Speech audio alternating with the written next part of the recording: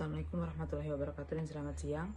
Perkenalkan, nama saya Saskia dengan NIM 0523121755. Jadi di sini saya akan mempresentasikan PPT yang telah saya buat dari tugas 2 yang bertema fungsi peran dan era digital.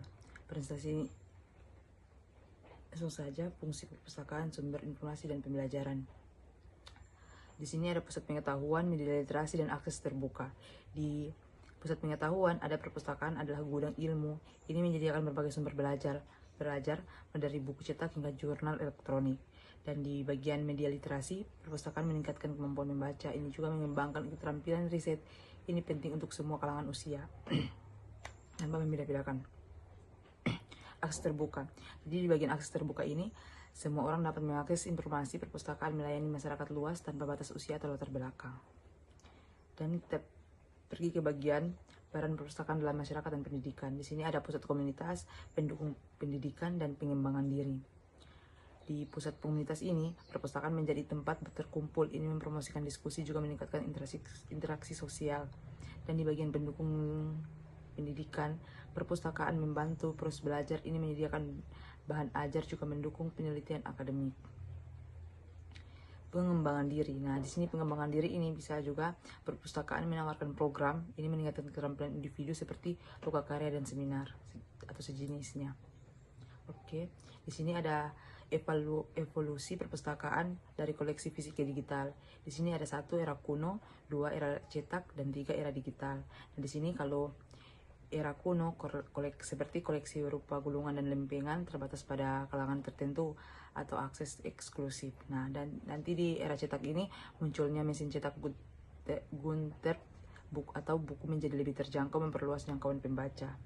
Dan di era digital, transformasi ke media elektronik, informasi dapat diakses daring, koleksi digital mendominasi.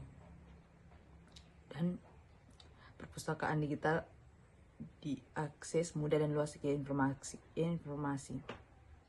Di sini ada 3 bagian: akses, jangkauan global, efisiensi ruang. Nah, di akses ini informasi tersedia kapan saja, tidak ada batasan jam operasional, memungkinkan fleksibilitas tinggi. Jangkauan global, di sini kita bisa lihat koleksi dapat diakses dari mana saja, memperluas jangkauan pengguna, melampaui batas geografi. Dan di bagian efisiensi ruang, tidak memerlukan ruang fisik besar, menghemat biaya penyimpanan, koleksi tak terbatas. Manfaat perpustakaan digital bagi pengguna. Di sini manfaatnya kita bisa lihat ada pencarian cepat, berbagi mudah, inklusif. Nah, di sini pencarian cepat ini contohnya seperti menemukan informasi lebih efisien, menghemat waktu penelitian, atau fitur pencarian canggih. Nah, berbagi mudah ini seperti materi dapat dibagikan dengan mudah, mendukung kolaborasi, memfasilitasi pertukaran ide. Inklusif, menyediakan format alternatif, mendukung pengguna disabilitas, hingga memastikan akses untuk semua kalangan. Di sini lagi ada bagian tantangan dalam mengelola perpustakaan digital. Nah, di sini tantangannya 1, keamanan data, 2, hak cipta, 3, infrastruktur, 4, pelatihan staf. Nah, di sini saya lihat keamanan data ini seperti melindungi informasi dari ancaman siber atau pencegahan akses tidak sah.